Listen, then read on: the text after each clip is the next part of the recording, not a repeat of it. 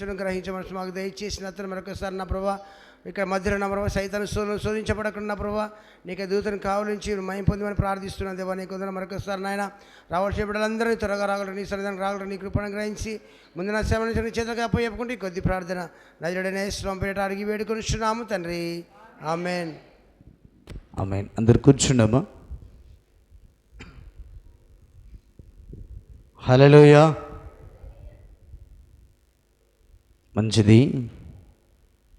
ఈ సమయమున అంత బాగున్నారా అమ్మా? మీరు బాగున్నారా? మంచిది. దేవుని అపారమైన కృప దేవుడు మన పట్ల చూపించి దినమున ఆయన సన్నిధికి తోడుకుని వచ్చిన దేవునికి మహిమ ఘనత ప్రభావములు కలుగునగాక. ఆమేన్. ఈ సమయమున గడిచిన వారములో దేవుడు మనతో ఏం మాట్లాడుతూ వచ్చాడో ఒక్క 2 నిమిషాలు జ్ఞాపకం చేసుకుని దైవజనులు మన మధ్యలో ఉన్నారు, వారికి సమయాన్ని అప్పగించదాం. త్వరగా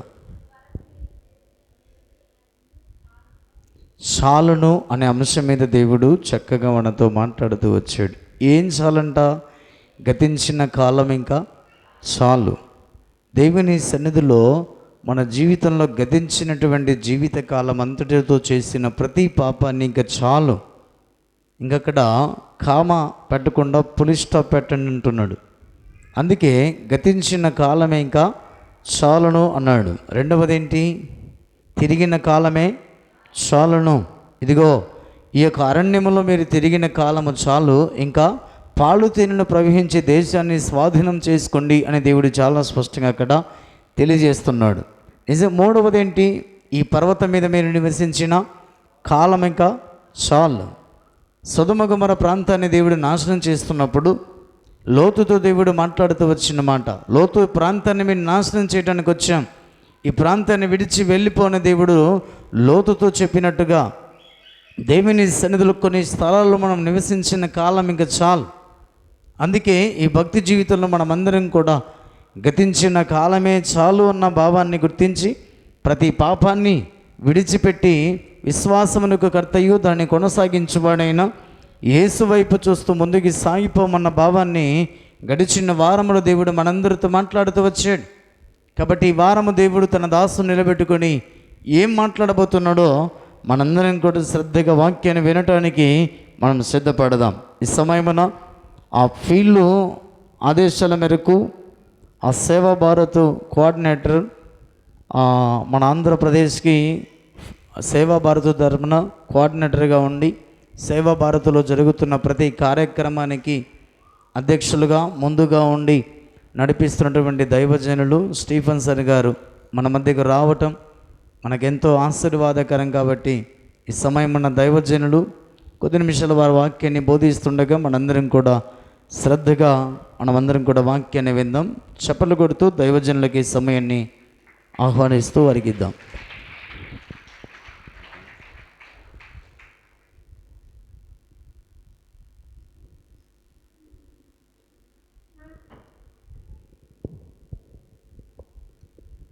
దేవునామునికి మహిమ కలుగును గాక. మరి ఈ అవకాశం ఇచ్చిన పాస్టర్ గారికి, సంఘ పెద్దలకు ప్రత్యేకమైన వందనాలు తెలియజేస్తూ మీ అందరికి కూడా వందనాలు తెలియజేస్తున్నా అండి. దేవుని వాక్యం పంచుకోవడం అన్నది దేవుడు ఇచ్చినటువంటి ఒక గొప్ప భాగ్యం అండి. కాబట్టి ఈ అవకాశము మరి దేవుడు ఇచ్చాడు, అందుకు దేవునికి ఎంతగానో కృతజ్ఞత తెలియజేస్తున్నాను. దేవుడు ఏమైనా చేయగలడు. దేవుడు ఏమైనా చేయగలడు. మనం బైబిల్లో చూసినప్పుడు ఎన్నో కథలు మార్చాడు. గొర్రెల కాపరి ఉన్న దావీదును తీసుకుని వెళ్ళి సింహాసనం మీద కూర్చుండబెట్టాడు. అలాగే అరణ్యములో 40 సంవత్సరాలు గొర్రెలు కాసిన మోషేను తీసుకుని వెళ్ళి ఐగుప్తు నుండి ఇశ్రాయేలును విడిపించడానికి వాడుకున్నాడు. అలాగే ఒక బానిస అయినటువంటి ఎస్తేరు అనాథగా ఉన్నటువంటి ఎస్తేరును తీసుకొని వచ్చి పారసిక దేశపు సింహాసనం మీద రాణిగా కూర్చుండబెట్టాడు. దేవుడు తలుచుకుంటే ఏమైనా చేయగలడు.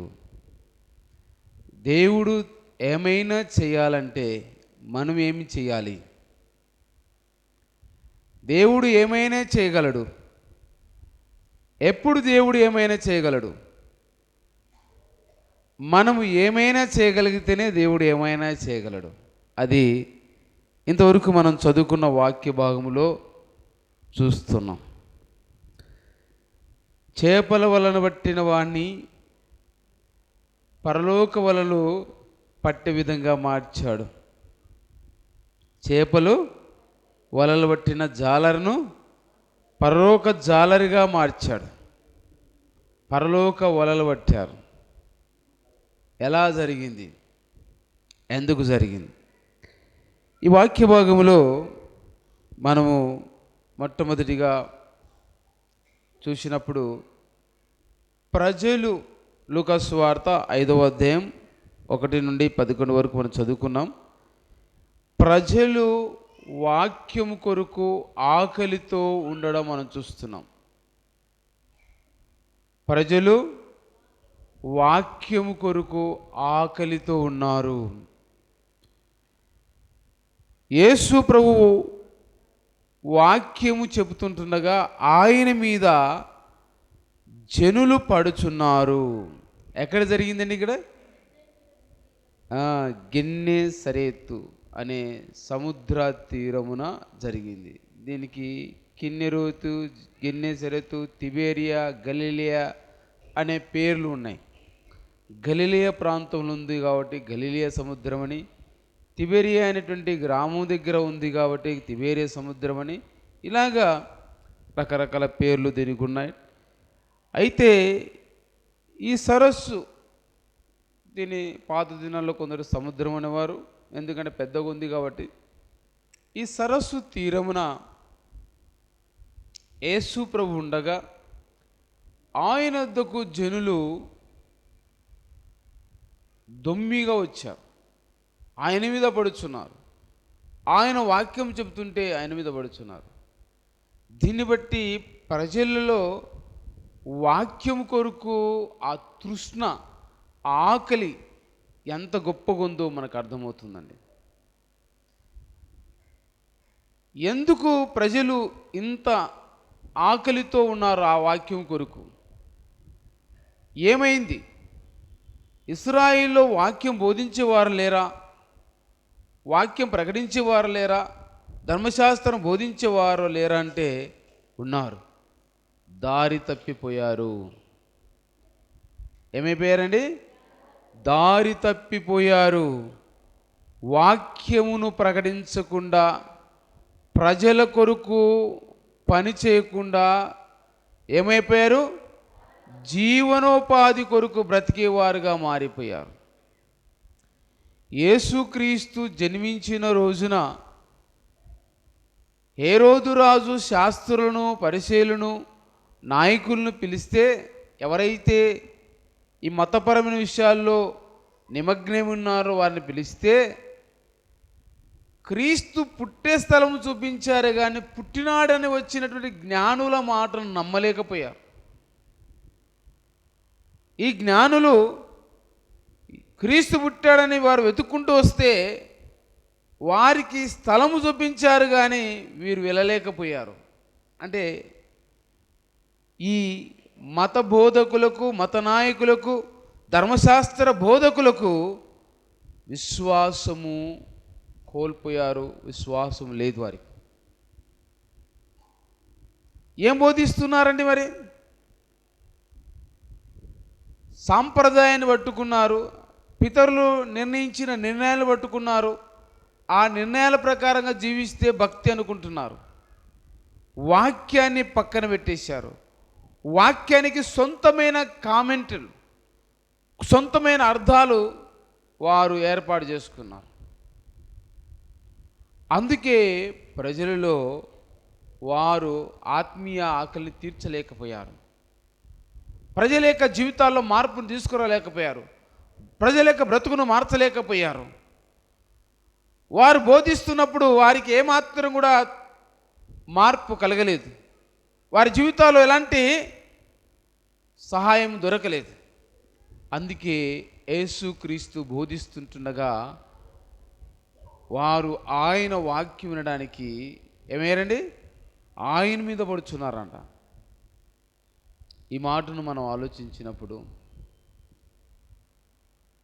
ఇక్కడ కూర్చున్న మనం ఎంతమంది ఇలాగా వాక్యం కొరకు ఆకలి కలిగి ఉన్నాం? క్రైస్తవ కుటుంబంలో పుట్టాం, క్రైస్తవులుగా కొనసాగుతున్నాం, క్రైస్తవులమనే పేరు పెట్టుకున్నాం. మరి ఆ క్రీస్తుకు సంబంధించిన విషయాలు ఎంతవరకు నీకు తెలుసు? యేసుక్రీస్తు గురించి తెలుసుకోవాలని, బైబిల్ గురించి తెలుసుకోవాలని, బైబిల్ను చదవాలని, ఆ మాటలను తన జీవితానికి అప్లై చేసుకోవాలని ఎంతమంది నిజంగా ఆశ కలిగి ఉన్నారండి? నేను చాలాసార్లు మా ట్రైనింగ్లో ఒక క్వశ్చన్ అడిగేవాడిని. చాలామంది చదువుకునే పిల్లలు ట్రైనింగ్కి వస్తారు.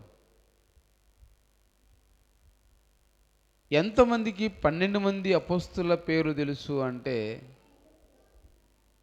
ఎవరి పేర్లండి? 12 మంది అపోస్తుల పేర్లు తెలియని వారు చాలామంది ఉన్నారు. ఏం నేర్చుకుంటున్నామండి మనం? ఎంత బాధాకరం అండి. 12 మంది అపోస్తుల పేర్లు తెలియని వానికి 12 గోత్రాల పేర్లు ఏమి తెలుస్తాయండి? కాబట్టి బైబిలు చదువాలా, వాక్యం వినాలా, వాక్యం నేర్చుకోవాలనే ఆకలి లేదు. ప్రజలకు యూట్యూబ్ చూడకుంటే నిద్ర పట్టదు, వాట్సాప్ చూడకుంటే నిద్ర పట్టదు.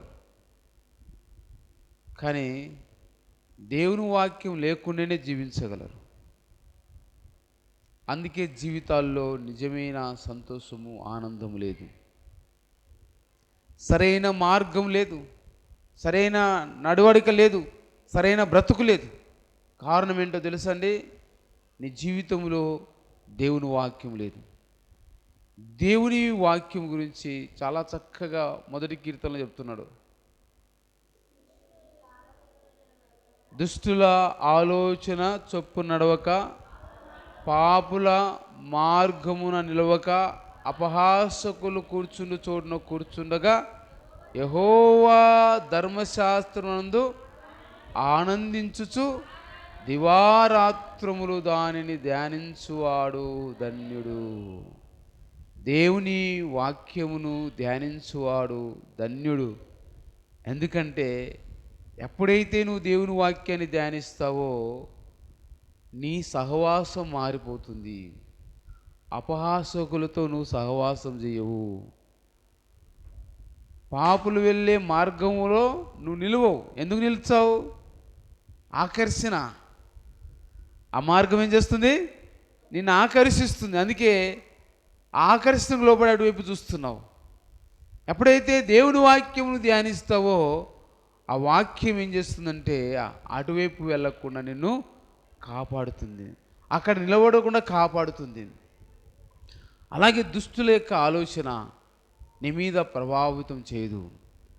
వాడు తప్పుడు నిర్ణయాలు, అసహ్యమైనటువంటి వాళ్ళ ఆలోచనలు నీ మీద ఏమాత్రం కూడా ఇన్ఫ్లుయెన్స్ చేయవు. ఎందుకంటే దేవుని వాక్యం నిన్ను ఇన్ఫ్లుయెన్స్ చేస్తుంది కాబట్టి, దేవుని వాక్యం నిన్ను నడిపిస్తుంది కాబట్టి. దేవుని వాక్యం కొరకు ఆ రోజులలో ప్రజలు ఎక్కడో సముద్ర తీరమున ఉన్నట్టు యేసుక్రీస్తు కొరకు వచ్చారు. ఆయన దగ్గర వాక్యం వినడానికి వచ్చారు. ఆ ఆకలిని మనం చూస్తున్నాం. వారు ఎంత ఆకలిగా ఉన్నారో వాక్యం కొరకు మనం చూస్తున్నాం. మరి ఆ రోజుల్లో దేవుని వాక్యం కంప్లీట్గా లేని ఆ రోజులలో వారు అంత ఆకలిగా ఉంటే పూర్ణంగా మనకు దేవుని వాక్యం ఇవ్వబడింది, సంపూర్ణంగా దేవుని వాక్యం ఇవ్వబడింది. ఇంత గొప్ప వాక్యం మన చేతిలో ఉండగా, మన ఇళ్ళల్లో ఉండగా మరి ఎంతమందిని చదువుతున్నామండి? దేవుని వాక్యం చదివితే 119 కీర్తన 5లో అంటున్నాడు, ఏమంటున్నాడు? నీ వాక్యము 105, 119, 105లో ఏమంటాడు? నీ వాక్యము నా పాదములకు దీపము, నా త్రోవకు వెలుగు. అంటే అర్థం ఏంటో తెలుసా? పాపమనే చీకటిలో నడవకుండా నీ వాక్యము నన్ను వెలుగులో నడిపిస్తుంది, వెలుగును చూపిస్తుంది, చీకటిలోకి వెళ్ళనీయదు. చీకటిని నా ముందు ఉండకుండా పారదోలుతుంది నీ వాక్యం. ఆ వాక్యం విలువ చాలామందికి తెలియదు. నీ జీవితము మారాలంటే నువ్వు వాక్యం చదవాలి, వాక్యాన్ని నీ జీవితానికి అనువదించుకోవాలి. దేవుడు నీ కథ మార్చాలంటే నీ ప్రయత్నం ఉండాలి. నీ ప్రయత్నం లేకుండా నీ కథ దేవుడు మార్చడు. నీ స్థితిని మార్చాలా, నీ బ్రతుకును మార్చాలా, నిన్ను మార్చాలా, నువ్వు ఊహించని విధంగా నీ బ్రతుకును ఆయన హెచ్చించాలంటే నువ్వు చేయవలసింది కూడా ఉంది. నువ్వు ఏం చేస్తావో దాన్ని బట్టే నీ కథ మారిపోతుంది. ఎస్తేరు కథ ఎందుకు మారింది? ఎస్తేరు మొర్దెకై ఏం చెప్పాడో, ఏం నేర్పించాడో దానంతటికీ ఆమె లోబడి ఉన్నది. అందుకే ఆమె కథను దేవుడు మార్చాడు. యోసేపు కథ ఎందుకు మారింది? యోసేపు అన్నగారు చెడిపోయినా కూడా యోసేపు చెడిపోలేదు. అంతేకాకుండా వారు చెడుతనాన్ని తన తండ్రికి తీసుకొచ్చి చెప్పేవాడు. వారు అతన్ని అసహించుకున్నా, అతన్ని హేళన చేసినా, అతని శత్రువుగా చూసినా ఆయన మారలేదు. అందుకే దేవుడు యోసేపు కథను మార్చాడు. మన కథ మారాలంటే మనం ఎలాగా ఉన్నాము, ఎంత తపన కలిగి దేవుని వాక్యం కొరకు జీవిస్తున్నాము. దేవుని వాక్యము ఎన్నో విధాలుగా మన జీవితానికి ఉపయోగపడుతుందండి. ఒకసారి చూడండి, 119 కీర్తన 2-3 వచనాలు చదివినప్పుడు మనకు అర్థమవుతుంది. ఆయన శాసనములను గైకొనుచు పూర్ణ హృదయముతో ఆయనను వెదుకువారు ధన్యులు, వారు ఆయన మార్గములలో నడుచుకొనుచు ఏ పాపమును చెయ్యరు. చూశారండి? ఎవరైతే ఆయన శాసనములను గైకొనుచు పూర్ణ హృదయముతో ఆయన్ను వెదుకుతారో వారు ఏ మాత్రం కూడా పాపము చేయకుండా ఆయన మార్గములో నడుచుకుంటారు. అందుకే వీరు ధన్యులు అండి. ధన్యులు అంటే అర్థం ఏంటో తెలుసా అండి? ఆనందము, ఆశీర్వాదం గలవారు అని అర్థం. ఎక్కడైతే దేవుని ఆశీర్వాదం ఉంటుందో అక్కడే నిజమైన ఆనందం ఉంటుందండి. చాలామంది ఆనందము అంటే నవ్వడం ఆనందం అనుకుంటారు. నవ్వడం ఆనందం కాదు. నవ్వడము ఆనందం కాదు. ఆనందం అన్నది అంతరంగానికి సంబంధించినది, హృదయానికి సంబంధించినది. నీ జీవితంలో బాధలు, కష్టాలు ఉన్నా దేవుడిచ్చిన నీ ఆశీర్వాదం బట్టి నీకు ఆనందం ఉంటుంది, తృప్తి ఉంటుంది, సాటిస్ఫాక్షన్ ఉంటుంది. అందుకే దావీదు అంటున్నాడు, యెహోవా నా కాపరి, నాకు లేమి కలుగదు. అంటే అర్థం ఏంటో తెలుసా? ఇంగ్లీష్లో చాలా చక్కగా ఉంది. I shall not want, the lord is my shepherd, I shall not want. అంటే అర్థం ఏంటో తెలుసా? దేవుడు నా కాపరి కాబట్టి నేను ఏమీ ఆశించను. ఎందుకంటే ఆయన నా కాపరి కొంటే నాకు అన్నీ ఉన్నట్టే. గొర్రెల అవసరాలు ఎవరు తీరుస్తారండి? కాపరి తీరుస్తారు తప్ప గొర్రెలు నేను ఏ దొడ్డిలో ఉండాలా, ఏ మేత తినాలా, ఎక్కడి నుంచి నీళ్ళు తెచ్చుకోవాలా, నాకు రోగం వస్తే ఎక్కడికి వెళ్ళాలా, అవి గొర్రెలు ఆలోచించవు. ఎవరు చూస్తారు? కాపరి చూస్తాడు. అది దావీదు యొక్క అర్థం. ఆయన నా కాపరి అయితే నేనేమాత్రం కూడా నాకు అది కావాలి ఇది కావాలని కోరుకోవాల్సిన అవసరం లేదు. ఎందుకంటే నాకు కావలసినవి ఆయన చూసుకుంటాడు. నువ్వు ఆయన కొరకు చేస్తే ఆయన నీ కొరకు చేస్తాడు, నీ కథను మారుస్తాడు. ఆయన కొరకు నువ్వు జీవిస్తే, ఆయన మాటకు నువ్వు లోబడితే, ఆయన మాటను నువ్వు వింటే, ఆయన మాట ప్రకారం నువ్వు జీవిస్తే నీ కథను ఆయన మారుస్తాడు, నీ గురించి ఆయన చూసుకుంటాడు. ఇక్కడ ప్రజలు దేవుని వాక్యం కొరకు ఆకలితో ఉన్నారు. ఆకలి తీర్చేవారు కావాలని దేవుడు కోరుకుంటున్నాడు. అందుకే మనం చూసినప్పుడు యేసు ప్రభు ఏం చేస్తున్నాడంటే ఇక్కడ చూడండి, 2వ వచనంలో ఆ సరస్సు తీరమునున్న 2 దోణెలను చూశాను. సహాయం కొరకు చూస్తున్నాడు ఆయన. దేని కొరకు చూస్తున్నాడు? వీళ్ళందరూ నా మీద పడుతున్నారు, వీరందరికీ నేను వాక్యం అందించాల. అందరు మీద వస్తే కొందరు మాత్రమే వినగలరు, వెనుకున్న వారు వినలేరు. అందుకోసమే ఆయన సహాయాన్ని కోరుకుంటున్నాడు. అందుకే అక్కడ చూసినప్పుడు ఏం కనబడినాయి? 2 దోణెలు కనబడినాయి. ఆయనకు దోణె కావాలి, ఆయన పని చేయడానికి దోణె కావాలి.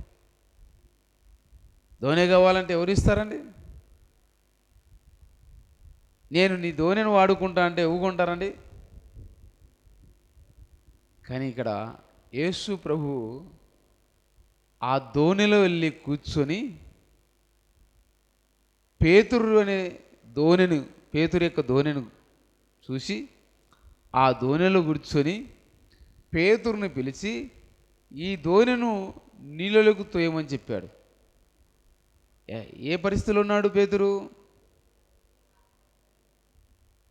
ఇదే ఇక్కడ మనం ఆలోచించాలి. ఎందుకు పేతురు కథ మారిపోయిందో తెలుసా? రాత్రంతా చేపలు పట్టాడు, విసిగిపోయాడు, చేపలు దొరకలేదు. ఎంత బాధ ఉంటుందండి. నువ్వు పని చేసి నీ ప్రయాసంతా వేస్ట్ అయిపోయింది అనుకోండి, ఎలా ఉంటుంది? ఎవరన్నా ఆ సమయంలో మన దగ్గరకు వచ్చి మాట్లాడినప్పుడు ఏమైపోతాం? బరస్ట్ అయిపోతాం. మన బాధ, కోపం అంతా వాళ్ళ మీద చూపిస్తాం. కొన్నిసార్లు పిల్లలు వాళ్ళు ఇలాంటి అనుభవాలను ఎదుర్కొంటారు మన ద్వారా. ఎవరి మీద కోపం మనం పిల్లల మీద చూపిస్తుంటాం. భర్త మీద కోపం, భార్య మీద కోపం, ఫైనల్గా ఎవరి మీదకి అవుతుంది? పిల్లల మీదకి అవుతుంది. ఆ సమయంలో పిల్లలు ఏమన్నా గోము చేశారనుకోండి, ఆ కోపం అంతా పిల్లల మీద చూపిస్తాం. అంతకుముందుకు ఈ గోము ఎన్నో పడింటాం, కానీ ఈ బాధలో ఉన్నప్పుడు మాత్రం కోపం వచ్చి పిల్లల్ని కొట్టడం, తిట్టడం చేస్తాం. ఇక్కడ పేతురు కూడా రాత్రంతా ప్రయాసపడినాడు, ఒక్క చేప పట్టలేదు. ఇంటికి వెళ్ళాలా? ఇంటికి వెళితే కుటుంబం అంతా ఎదురు చూస్తుంటుంది వీళ్ళ కోసం. కాబట్టి ఆ బాధలో ఉండి ఏం చేస్తున్నాడండి? వలలు బాగు చేసుకుంటున్నాడు. ఆ చేపలు పట్టినప్పుడు, వలలు వేసినప్పుడు ఆ నీళ్ళలో ఉన్న చెత్త చెదారము పుల్లలు అన్నీ వాటికి తగులుకుంటాయి. అవన్నీ క్లీన్ చేసి తీసేసి ఆ వలల్లో ఏమైనా తెగిపోయినవి ఉంటే కట్టుకొని వారు ఆరబెట్టుకోవాలా, మరలా వాడుకోవాలంటే. ఆ విధంగా వారు బాగు చేసుకుంటుండగా పని చేస్తున్న వాడిని పిలిచి ఆయన దోణాల పర్మిషన్ లేకుండా ఎక్కడమే కాకుండా ఏం చేశాడు? దోణెను లోపలికి తోయమని పిలుస్తున్నాడు. ఆయన దోణె ఎక్కాడు, పర్మిషన్ లేదు. అంతేకాకుండా ఆయననే పిలిచి, బాధలో ఉన్న వాడిని పిలిచి దోణెను లోపలికి తోయమని చెప్పాడు. పేతురు యొక్క స్పందన ఇక్కడ ప్రాముఖ్యమైనది. అలాంటి పరిస్థితుల్లో కూడా పేతురు సహనముతో, ఓపికతో వచ్చి ప్రజలకు వాక్యం వినిపించడానికి తన దోణిని ఇవ్వడానికి ఇష్టపడినాడు. అంతేకాకుండా యేసు ప్రభుకు సహాయం చేయడానికి ఇష్టపడినాడు. దేవుని పని చేయడానికి, దేవుని సంఘంలో పరిచర్య చేయడానికి సాకులు చెప్తుంటాం. ఏమండి? సాకులు చెప్తుంటాం. ఆ పనింది, ఈ పనిందని. అన్ని పనులు ఉన్నా కూడా వ్యర్థంగా గంటలు గంటలు వాట్సాప్లో, యూట్యూబ్లలో, టీవీల ముందర కూర్చుంటుంటాం. అప్పుడు మాత్రం పనిగా అనరాదు. ఎప్పుడైతే బైబిల్ అన్నా, ప్రార్థన, దేవునికి సంబంధించిన విషయాలన్నా కూడా పని జ్ఞాపకం వస్తుంది. బిజీ అయిపోతాం అప్పుడు చూడండి. కానీ దేవుని పనికి సాకులు చెప్తాం, కానీ మిగతా పనులు సాకులు చెప్పాం. పేతురు అలా సాకులు చెప్పలేదండి. పేతురు కథ ఎందుకు మారిపోయిందంటే ఇది కథ, ఈ కథని కారణం. పేతురు కథ ఎందుకు మార్చాడు దేవుడు అంటే, పేతురు ఆయన తనకు నష్టం జరిగినా, తను ప్రయాసపడి చేపలు పట్టలేకపోయినా, తన దోణెను తన పర్మిషన్ లేకుండా యేసుక్రీస్తు వాడుకున్న ఆ దోణెను తుడడానికి ఎందుకు వచ్చాడంటే, ఆయన చేస్తున్న పని మంచిది కాబట్టి. దేవుని వాక్యం చెప్పడానికి యేసుక్రీస్తు తన దోణెను వాడుకుంటున్నందుకు ఆయన ఏమాత్రం కూడా బాధపడలేదు. తన పర్మిషన్ తీసుకోకుండా వాడుకుంటున్నందుకు ఏమాత్రం కూడా అతను ఆయన మీద గొనగలేదు, సనగలేదు. ఆనందంగా వచ్చి తన పని వదిలిపెట్టి తన టయాన్ని ఆయన కొరకు కేటాయిస్తున్నాడు. తన వస్తువును ఇవ్వడమే కాదు, తన సమయాన్ని కూడా మరి ఆయన కొరకు కేటాయిస్తున్నాడు. అంతేకాకుండా తన పనిని పక్కన పెట్టేశాడు. తను ఎంతో బిజీగా ఉన్నాడు. ఆ విసుగులో కూడా దేవుని పనికి సహకరిస్తున్నాడు. అది పేతురు కథ మారడానికి మొదటి మెట్టండి. దేవుడు ఇలాంటి వారు కావాలని కోరుకుంటున్నాడు. దేవుని కొరకు తన వస్తువులు, తన సమయము, తన వాటిని, తనకున్న వాటినిచ్చి పనిచేసేవారు కావాలని కోరుకుంటున్నాడు. తన సమయాన్ని కేటాయించేవారు, తన యొక్క పనిని పక్కన పెట్టి దేవుని పని చేసేవారు కావాలి. ఎందుకంటే మన పని ఎప్పుడైనా చేసుకోవచ్చు. దేవుని పని చాలా అర్జెంట్, అత్యవసరం.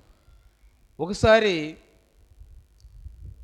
ఈ మైండ్స్ దగ్గర కొన్ని ఫ్యామిలీస్ ఉన్నాయి.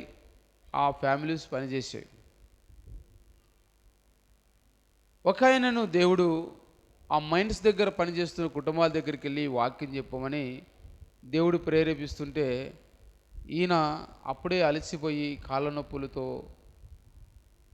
ఏరే ప్రాంతాలకు వచ్చి తిరిగి వచ్చే అనుకున్నాడు. కాళ్ళు నస్తున్నాయి. ఆ రోజుల్లో వాహనాలు లేవు. నడుచుకుంటూ వెళ్ళి సువార్త చేసి ఇచ్చాడు. మళ్ళీ వెళ్ళమంటున్నాడు దేవుడు అంటే అక్కడికి అని చెప్పి సరే అని ప్రార్థన చేసుకుని వెళ్ళి ఆడ వాక్యం చెప్పి వచ్చాడు.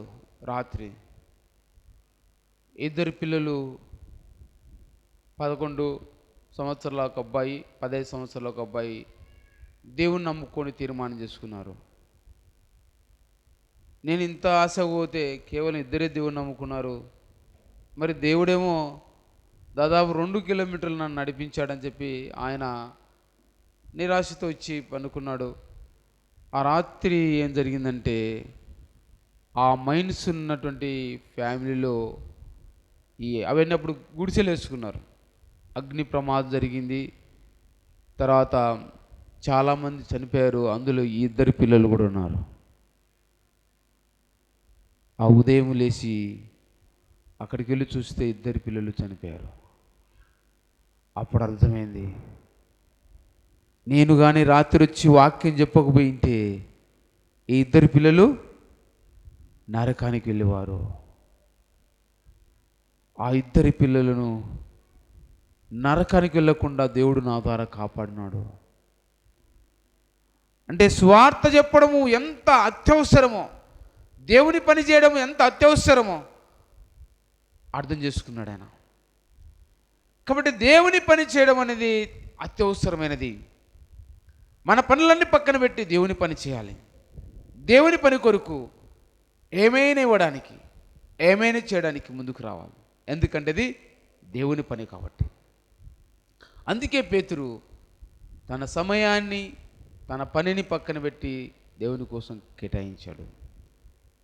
తన వస్తువు, తన సొత్తు అయినటువంటి తన పడవను ఆయన వాడుకుంటే సంతోషంగా ఆయన సహకరించాడు. అలాగ సహకరించే వారిని దేవుడు ఎప్పుడు కూడా వదిలిపెట్టడు, విడిచిపెట్టడు. గిన్నెడు చల్లనీళ్ళు ఇస్తేనే ప్రతిఫలం పోగొట్టుకుని ఉన్నాడు. ఏమండి, గిన్నెడు చల్లనీళ్ళు, ఇది వాగ్దానంతో కూడుకున్నది. యేసు ప్రభు మాట ఏది కూడా ఒక పొల్లు కూడా తప్పిపోదండి. గిన్నెడు చల్లనీళ్ళు ఇస్తేనే ప్రతిఫలం పోగొట్టుకుని అన్నాడు. ఇంత గొప్ప సహాయం చేస్తే పేతురును వదిలిపెడతాడండి. ఆయన వాక్యం బోధించాడు. చూడండి, అక్కడ చూసినప్పుడు ఆయన ధోనిలో సీమోని దాని ధోని ఎక్కి ధరణి కొంచెం తురేయమని అతను అడిగి కూర్చుండి ధోనిలోని జనసమూహం బోధించుండెను. ఆయన బోధించుట చాలించిన తర్వాత ఏం జరిగింది? ఆయన బోధించాడు, చాలించాడు. ఇప్పుడు ఇంతమంది వాక్యం విన్నారంటే కారణం ఎవరు? పేతురే. ఒకవేళ యేసుక్రీస్తు ఆ జనసమూహం మధ్య నుండే కేవలం ముందున్న వారు మాత్రం వినేవారు, కానీ అక్కడికి వచ్చిన వారందరూ కూడా వాక్యం వినిపించబడింది. కారణం ఏంటంటే పేతురు యొక్క సహకారము, పేతురు యొక్క సహాయము. నువ్వు సహకరిస్తే, నువ్వు సహాయం చేస్తే ఎంతోమందికి సువార్త వినిపించబడుతుంది, ఎంతోమంది దేవునితోకి రావడానికి సహకారంగా ఉంటుంది. కాబట్టి మన సహకారం చాలా ప్రాముఖ్యమైనది. ఇక్కడ పేతురు సహకరించాడు, అనేకులు దేవుని వాక్యం విన్నారు, అనేకుల యొక్క ఆత్మీయ ఆకలి తీరింది. ఆ తరువాత ఇప్పుడు ఇంతవరకు ప్రజల యొక్క ఆత్మీయ ఆకలి చూసిన దేవుడు ఇప్పుడు ఏం చేస్తున్నాడు? తనకు సహకరించి సహాయం చేసినటువంటి పేతురు యొక్క కుటుంబ ఆకలిని చూస్తున్నాడు, ఆకలి తీర్చాలనుకున్నాడు.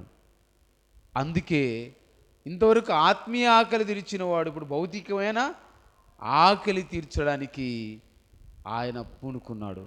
అందుకే పేతురుతో ఏమంటున్నాడు చూడండి, 4వ వచనంలో, నువ్వు ధోనిను లోతునకు నడిపించి చేపల పట్టుటకు మీ వలలు వేయడని సీమోనుతో చెప్పగా.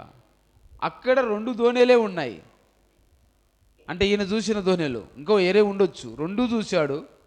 ఆ 2 ధోనిల్లో ఒక ధోని వాడుకున్నాడు, ఒక ధోనిని వాడుకున్నాడు. ఇప్పుడు ఆ ధోని యజమాని అయినటువంటి పేతురుకి చెప్తున్నాడు, నువ్వు వెళ్ళి నీ పడవను లోతుకు నడిపి వలయమని చెప్పాడు. చూసింది 2 ధోనెలు, వాడుకుంది ఒక ధోనె. ఒక ధోని యజమానికే చెప్తున్నాడు. అప్పుడు చూడండి, ఇక్కడ చూడండి, పేతురు సహాయం చేయాలని యేసుప్రభువు అనుకున్నాడు. పేతురుకు సహాయం చేయాలనుకున్నప్పుడు పేతురు స్పందన చూడండి ఎలా ఉంది. ఇప్పుడు యేసుప్రభు వృత్తి ఏంటండి? ఆయన కార్పెంటర్, వడ్ల పని చేసేవాడు. పేతురు వృత్తి ఏంటి? చేపలు పట్టేవాడు. ఇప్పుడు బైబిల్ బోధించే నేను వ్యవసాయం గురించి చెప్తే ఎలా ఉంటుంది? వ్యవసాయం చేసేవానికి వ్యవసాయం గురించి తెలుసు అంతే తప్ప వ్యవసాయం గురించి తెలియని వాడు వ్యవసాయం గురించి చెప్తే ఎలా ఉంటుందండి? ఇక్కడ పేతురు పరిస్థితి కూడా అలాంటిది. పేతురుకు చేపలు పట్టేది అనుభవం ఉంది. ఎక్కడ చేపలు ఉంటాయో, ఎలా వల వేయాలనో ఈ నైపుణ్యత కలిగిన వాడు పేతురు. యేసుక్రీస్తుకు ఈ నైపుణ్యత లేదు. ఆయన ఇలాంటి అనుభవం లేనివాడు. అయినా కూడా యేసు ప్రభు చెప్పినప్పుడు పేతురు అంటున్నాడు, మేము రాత్రంతా చేపలు పట్టాం, అయినను నీ మాట చొప్పున వలవేదు. ఎందుకంటే I listen you and obey you. దేవుని స్వరాన్ని వినడానికి, దేవుని మాట వినడానికి, విధేయత చూపించడానికి ఇష్టపడిన వారినే దేవుడు ఎత్తుకుంటాడు. వారి కథనే దేవుడు మారుస్తాడు. నీ కథ మారాలని కోరుకుంటున్నావు కానీ దేవునికి లోబడడం లేదు, దేవుని మాట వినడం లేదు, దేవుని మాట వినకుండా, దేవునికి లోబడకుండా, దేవుని మాటకు విధేయత చూపించకుండా ఏ విధంగా నీ కథ నిన్ను దేవుడు మార్చాలని కోరుకుంటావండి? ఆలోచించండి. నీ కథ మారాలంటే ఏం చేయాలి? ఆయన మాట వినడానికి ఇష్టపడాలి. ఆయన మాట విని విధేయత చూపించడానికి ఇష్టపడాలి, లోబడాలి. పేతురు అంటున్నాడు, అన్ని చోట్ల వల వేశాం, లోతులు కూడా వల వేశాం, రాత్రంతా పట్టాం, ఇక్కడక్కడనే కాకుండా అన్ని చోట్ల వేసాము, కానీ ఒక్క చేప దొరకలేదు. అయినని we respect you, we listen you. నీ మాట వింటాం, నీ మాటకు లోబడతాను, నీ మాటకు లోబడతాను. లోబడాలంటే ఏం చేయాలండి? ముందు వినాలి. విన్నప్పుడే ఆ మాటకు లోబడతాం. కానీ మన ప్రజలు వినడం లేదు.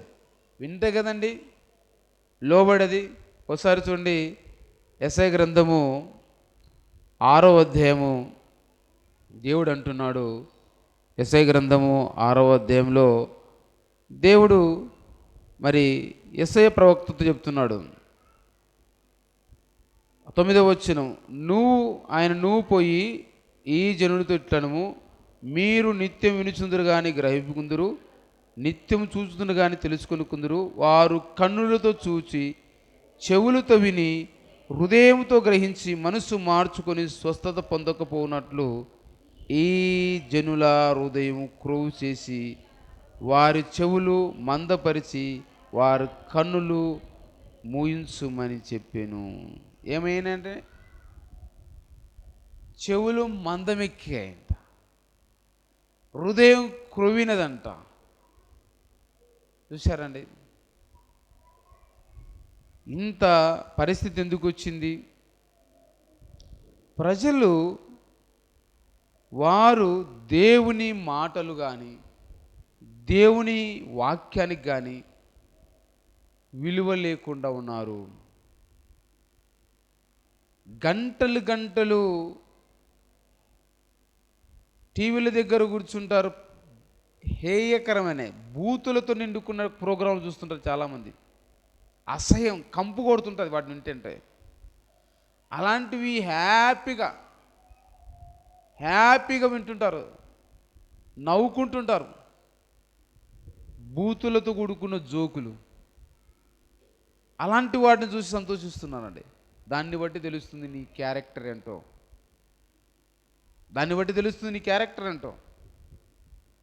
అలాంటి వాటిని ఎలాగా నువ్వు చూడగలుగుతున్నావు? అసహించుకోవాలి వాటిని. కాబట్టి అలాంటి వాడికి బైబిల్కి వ్యతిరేకమైనవి, దేవుని వాక్యానికి వ్యతిరేకమైన వినడం, దేవుని వాక్యం అసహించుకునే వాటి వినడం, ఎలాగ దేవుని సంతోషపెట్టగలమండి? దేవుని వాక్యం విని ఆ వాక్యం నీతో ఏం చెబుతుందో ఆ వాక్యానికి లోబడినప్పుడే దేవుడు నిన్ను మార్చగలడు. అందుకే ఇక్కడ అంటున్నాడు యెషయా ప్రవక్తతో, ఈ ప్రజలు మారు మనసు పొంది స్వస్థత పొందాలంటే ముందు వినాలి కదా, వింటేనే వారు గ్రహించగలరు. కానీ వారు వినకుండా వాళ్ళ చెవులు మందమెక్కినాయి. అందుకే వారు హృదయం కురవెక్కినది. దేవుడు అంటే భయం లేదు వారికి, దేవుని వాక్యం అంటే వారికి విలువ లేదు. అందుకే వారి బ్రతుకు అలాగే ఉంది, వాళ్ళ జీవితాలు అలాగే ఉన్నాయి. ఆ కంపులోనే జీవిస్తున్నారు, ఆ అసహ్యతలోనే వారు బతుకుతున్నారు, వాటిలోనే ఆనందిస్తున్నారు. వారి పిల్లలు, వారి కుటుంబం అంతా అలాగే కొనసాగుతారు. ఎందుకంటే వారికి వాక్య విలువ తెలియదు, పవిత్రమైన లేఖనాల విలువ వారికి తెలియదు. కాబట్టి ప్రేమంటి వాళ్ళరా, దేవుని మాటలు వినాలి. నీ జీవితము దీవించబడాలంటే, నీ బ్రతుకు మార్చబడాలంటే దేవుని మాటలు వినాలి. విన్నప్పుడే లోబడతావు. పేతురు విన్నాడు, వల వేశాడు. ఏమైందండి? విస్తారమైన చేపలు పట్టాడు. మనం ఇంతకుముందుకే చెప్పుకున్నాము, 2 దోణెలు చూశాడు ఆయన. ఆయన చూపు 2 దోణెల మీద పడింది. ఆయన అర్థం ఏంటో తెలుసా? 2 దోణెలను నింపాలని కోరిక ఆయనకు. కానీ ఒక దోణినే వాడుకున్నాడు కాబట్టి 2 దోణెలు పంపించలేదు, ఒక దోణిని పంపించాడు. వాళ్ళకే 2 దోణెల నిండా చేపలు ఇచ్చాడు. చూశారండి, ఆయన చూపు పడిందంటే అది మేలైన జరుగుతుంది, కీడైన జరుగుతుంది. నువ్వు లోబడితే మేలు జరుగుతుంది, లోబడకపోతే దేవుడు శిక్షిస్తాడు. ఇక్కడ 2 దోణెలు చూశాడు, 2 దోణెలను ఆయన దీవించాలనుకున్నాడు. అయితే ఎలా దీవిస్తున్నాడు? ఏ దోణినైతే వాడుకున్నాడో ఆ దోణి నుండే 2వ దోణికి కూడా ఆశీర్వాదం ఇవ్వాలనుకున్నాడు. నువ్వు దీవించబడితే ఈ దీవెన నీ నుండి మరొకరికి పొర్లి పారాలని దేవుడు కోరుకుంటున్నాడు. నువ్వు మారితే నీ ద్వారా మరొకరిని మార్చాలని కోరుకుంటున్నాడు. ఇక్కడ వీరికి సమృద్ధిగా చేపలు ఇచ్చాడు. ఒకవేళ వారు ఈ చేపలు మాకే కావాలనుకుంటే ఏమవుతుంది? ఆ ఓల పిగిలిపోతుంది. అందుకే వారు ఏం చేశారు? వాళ్ళే పిలుచుకుంటున్నారు వాళ్ళను. 2వ దోణి వారిని వీళ్ళే పిలుచుకుంటున్నారు. అప్పుడు వాళ్ళు వీళ్ళు కలిసి ఇద్దరు కూడా 2 దోణెలను, ఒక ఓలలోని చేపలతోనే 2 దోణెలను నింపేశారండి. అప్పుడు అర్థమైంది పేతురుకు. అప్పుడేమైందండి? అర్థమైంది, ఈయన సామాన్యుడు కాదు. ఎవరండి ఈయన? సామాన్యుడు కాదు. ఇక్కడ పేతురు హృదయం చూడండి. ఒకవేళ పేతురు కూడా అనుకోవచ్చు, ఏమైనా కూడా ఇన్ని చేపలు పడినాయి కదా, నేను మాత్రమే, నా దోణికి సంబంధించిన వారు మాత్రమే దీన్ని అనుభవించాలనుకున్నాడా? పంచుకునే గుణం ఉంది పేతురుకు. ఏముందండి? 2వ దోణిని కూడా నింపాలనే కోరిక ఉంది. వాళ్ళు కూడా నాతో పాటు రాత్రంతా ప్రయాసపడినారు కదా, వాళ్ళు కూడా నా స్నేహితులే, నాకు తెలిసిన వారే కాబట్టి ఎటు నా దోణిని మించిన చేపలు ఉన్నాయి కాబట్టి వారిని కూడా పిలిచి నా ఆశీర్వాదాన్ని వారికి కూడా పంచుతానని కోరిక పేతురులో ఉంది. పేతురు కథ మారడానికి చాలా కారణాలు ఉన్నాయి. పంచే హృదయం ఉందండి, షేరింగ్ చేసుకునే గుణం ఉంది, తన ఇతరులకు పంచే గుణం ఉంది. అందుకే వారిని పిలిచి ఇచ్చాడు. తర్వాత 5వదిగా పేతురు ఒక రియాలిటీకి వచ్చాడు. ఇన్ని చేపలను చూసిన తర్వాత భయం వేసింది. ఎందుకంటే రాత్రంతా నేను చేపలు పడితే ఒక్క చేప దొరకలేదు, ఒక్కసారి వల వేస్తేనే 2 దోణుల నిండా చేపలు వచ్చాయంటే ఈజ్ నాట్ ఆర్డినరీ మ్యాన్. ఆయన సామాన్య మనుషుడు కాదు, సామాన్య బోధకుడు కాదు, ఆయన సంథింగ్ డిఫరెంట్. ఈయన సామాన్యుడు కాదని చెప్పి ఏం చేశాడండి? 8వ వచనం చూడండి. సీమోను పేతురు అతను చూసి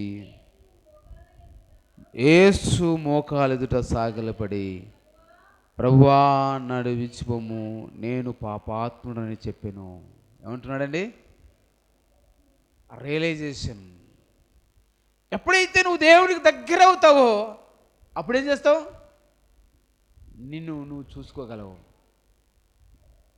ఎస్ఐ గ్రంథము మనం ఆరోగ్యాన్ని చూసాం కదా, అక్కడ ఎస్ఐ ప్రవక్త పరలోక దర్శనం చూసినప్పుడు ఏం చేశాడు ఆయన?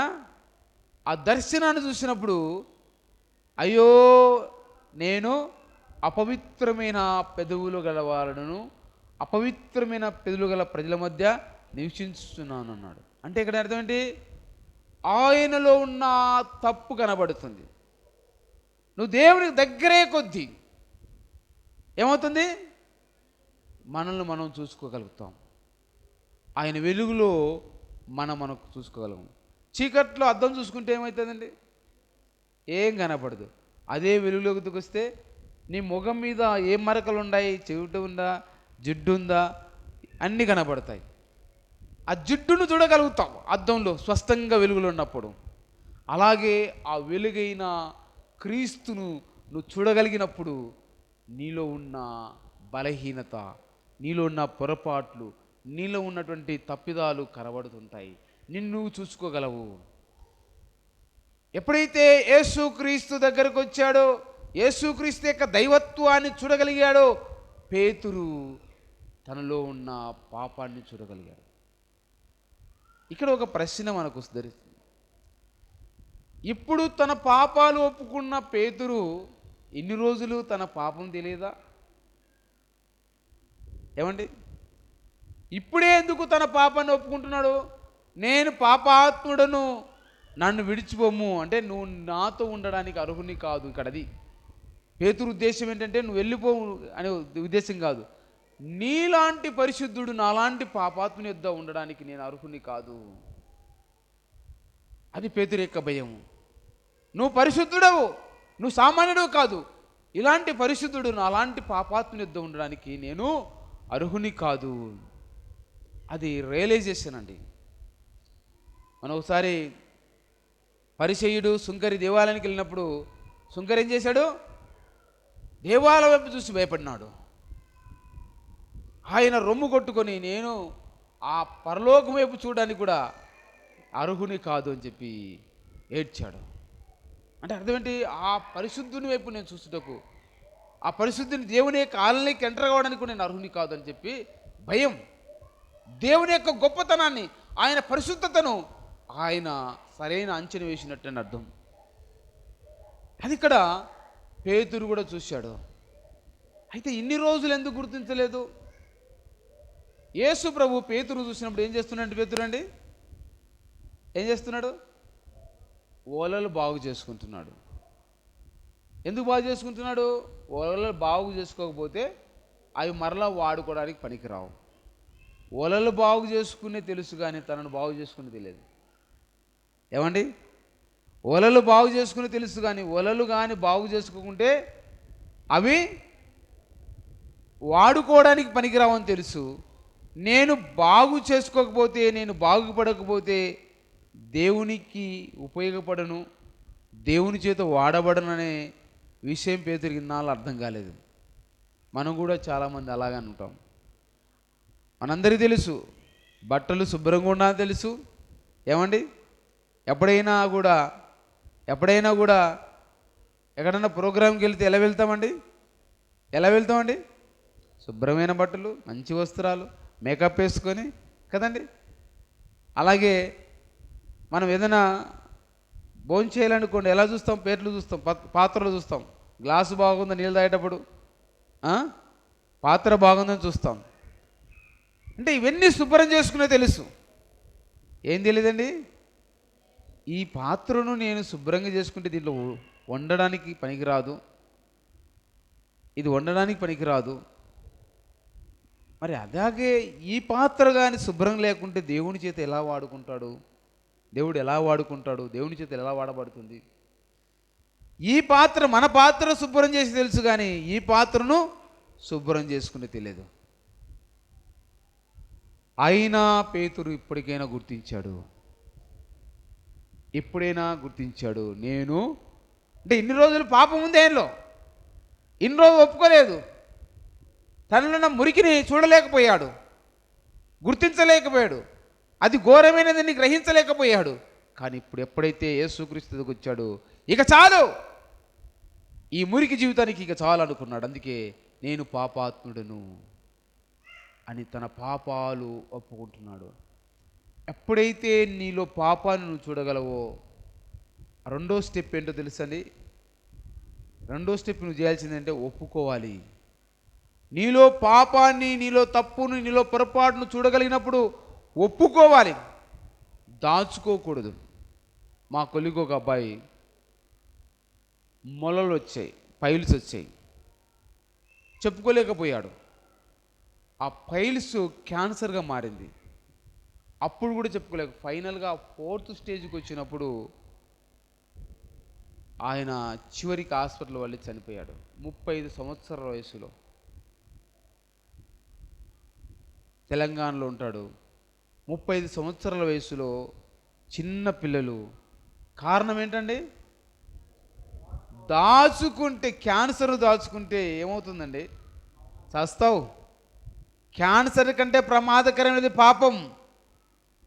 పాపాన్ని దాచుకుంటే, ఈ క్యాన్సర్ను దాచుకుంటే శరీర మరణం వస్తుంది. ఈ క్యాన్సర్, పాపం అనే క్యాన్సర్ను దాచుకుంటే అది నిత్య మరణాన్ని తీసుకెళ్తుంది. యుగ యుగాలు అగ్నిగుండంలో కాలవలసి వస్తుంది. అందుకే పాపాన్ని దాచుకోకూడదు. దాచుకుంటే నష్టపోతావు. పేతురు దాచుకున్నాడు, కానీ ఇప్పుడు సమయం వచ్చింది. అందుకేం చేశాడు? ఒప్పుకున్నాడండి. ఏం చేస్తున్నాడండి? ఒప్పుకున్నాడు. ఎప్పుడైతే ఒప్పుకున్నాడో ఆశీర్వాదం అప్పుడే మొదలవుతుందండి. ఎప్పుడైతే పేతురు తన పాపం ఒప్పుకున్నాడో, యేసు ప్రభు ఆయన జీవితాన్ని మార్చే సమయం వచ్చిందని మనం చూస్తున్నాం. పేతురు ఒప్పుకున్న వెంటనే యేసు ప్రభు అంటున్నాడు, చూడండి 10వ వచనంలో,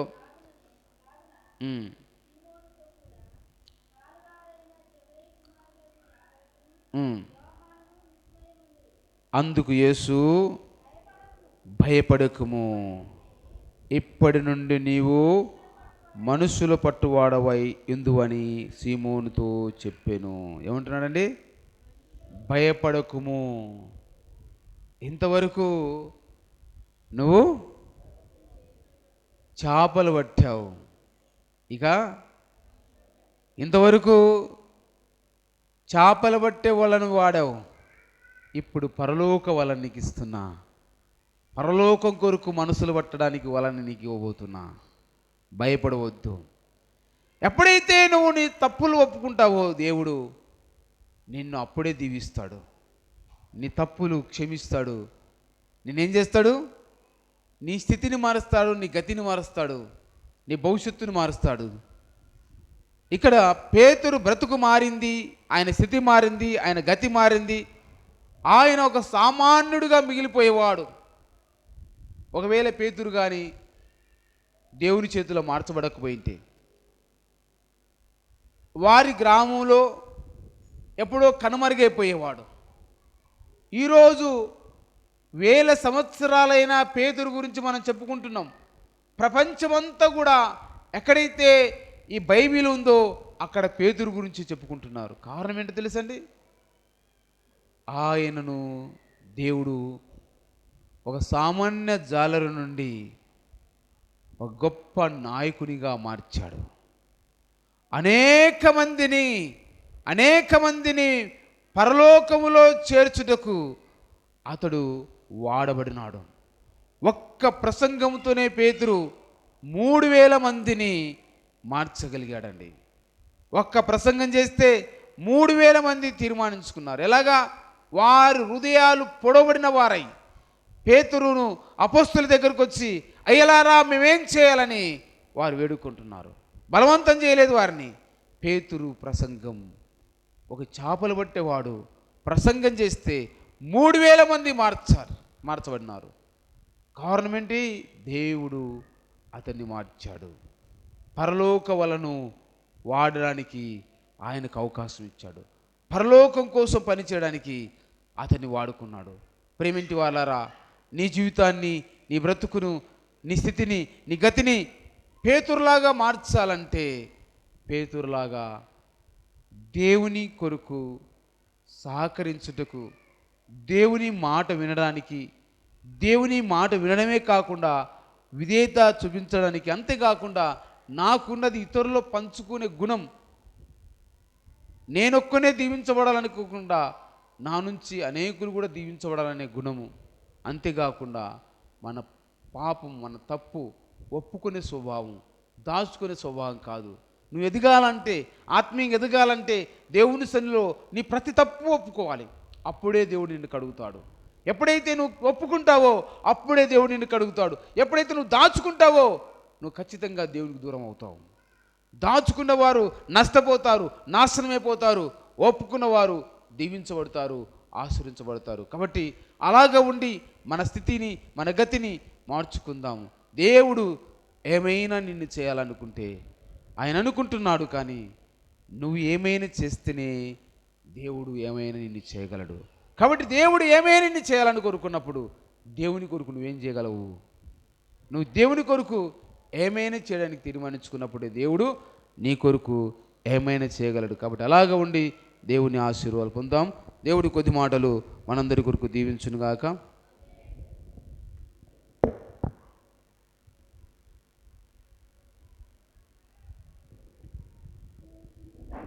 చక్కని వాక్యాన్ని బోధించిన అయ్యగారికి మరొకసారి సంఘమంతటి పక్షాన వందనాలు తెలియజేస్తున్నాం. మంచిది. హల్లెలూయా, హల్లెలూయా. మన జీవితం మార్చబడాలంటే పేతురులాగా మనం జీవించమని దేవుడు చక్కగా మనందరితో మాట్లాడుతూ వచ్చాడు. పేతురు తన జీవితంలో కలిగినది ప్రభుకి ఇచ్చాడు. మన జీవితంలో మనం కలిగినటువంటి వాటిని ప్రభుకి ఇచ్చినప్పుడు మన జీవితంలో దేవుడు మన కథను, మన జీవితాన్ని మారుస్తాడన్న భావాన్ని ప్రభు చాలా స్పష్టంగా మాట్లాడుతూ వచ్చాడు. పేతురులాగా మనము ప్రభుకు దగ్గర ఉన్నప్పుడు, పేతురులాగా ప్రభును మనము అంటుకట్టి జీవించినప్పుడు మనలో ఉన్న లోపాలు, శాపాలు, పాపాలన్నీ కూడా ఒప్పుకొని విడిచిపెట్టగలిగితే పేతురు జీవితంలో చేసిన కార్యాన్ని దేవుడు మన జీవితంలో చేయబోతున్నాడన్న భావాన్ని దేవుడు మాట్లాడుతూ వచ్చాడు. నిజంగా పేతురు చేపలు పట్టేవాడు, మనుషులను పట్టే జాలరుగా దేవుడు చేయగలిగాడు. అంటే తన జీవితం అంతా కూడా దేవుడు ఏం చేశాడు? మార్చాడు. మన జీవితాన్ని మార్చాలంటే మనం ఆయన చెప్పిన రీతిగా మనము నడుచుకోగలగాలి. ఆయన చెప్పిన రీతిగా మనం జీవించగలగాలి. అప్పుడే అద్భుతమైనటువంటి రీతిగా పేతురు జీవితాన్ని మార్చిన దేవుడు మన జీవితాన్ని కూడా మార్చి అనేకులకు ఆశీర్వాదకరంగా మన జీవితాలను దేవుడు మధ్యాహ్నం వేళ మార్చునుగాక. ఆమేన్. మోకరించండి, తలల వంచండి, ప్రార్థన చేసుకుందాం. దేవాది దేవుడు చేరి వచ్చిన మనందరితో మాట్లాడుతూ వచ్చాడు కాబట్టి విత్తబడిన వాక్యం దుష్టుడు చెత్తుకుని వెళ్ళకుండా ప్రతి హృదయంలో నీరు కట్టి ఫలింపబడే రీతిగా మనందరం కూడా ప్రార్థన చేసుకుందాం. మనందరం కూడా ప్రార్థన చేసుకుందాం. సమయమైన విత్తబడిన వాక్యం మన జీవితాల్లో ప్రభు వృద్ధి చేయబోతున్నాడు. పేతురు జీవితాన్ని మార్చిన దేవుడు మన జీవితాన్ని కూడా మార్చటానికైనా ఆయన సన్నిధిలో వేచి ఉన్నాడు. కాబట్టి మనము కూడా పేతురులాగా మన జీవితాన్ని ప్రభుకు సమర్పించుకోవాలి. ఎంత పనులున్నా, ఎంత కష్టమైనా, ఎన్ని నష్టబాధలైనా ప్రభు మాట కాదనకుండా ముందుకి సాగిపోయినప్పుడే వలలతో చేపలు పట్టుకుంటున్నాం పేతురునే బండ మీద సంఘమును కట్టగలిగే రీతిగా అద్భుతముగా పేతురు జీవితాన్ని మార్చిన దేవుడు ఈ మధ్యాహ్నం వేళ మన కథను మార్చడానికి, మన జీవితాన్ని మార్చడానికి, మన చరిత్ర మార్చడానికి ప్రభు మన ఎద్దుకు వచ్చి ఉన్నాడు. మనతో మాట్లాడి ఉన్నాడు. తన దాసును నిలబెట్టుకొని మాట్లాడుతూ వచ్చిన ప్రతి మాట మన హృదయాలలో నీరు కట్టి ఫలింపబడే రీతిగా మనందరం కూడా ప్రార్థన చేసుకుందాం. ఈ సమయమున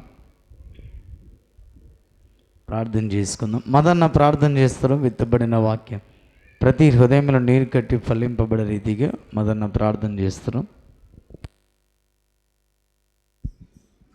తలలోంచి నుండి ఎత్తి ప్రార్థన చేసుకుందాం. కృపగల మా తండ్రి, ప్రేమగల మా ప్రభువా, మహోన్నతుడా, నీ పాదములకు స్తుతులు స్తోత్రములు చెల్లించుకుంటున్నాం. నైనా గడిచిన కాలమంతా కూడా ప్రభువా ఎంతగానో దీవించి ఆశీర్వదించినందుకు నీకే మహిమ ఘనత ప్రభావం చెల్లిస్తున్నాం. ప్రభువా నువ్వే తోడుగా ఉండి ప్రభువా ఇక్కడ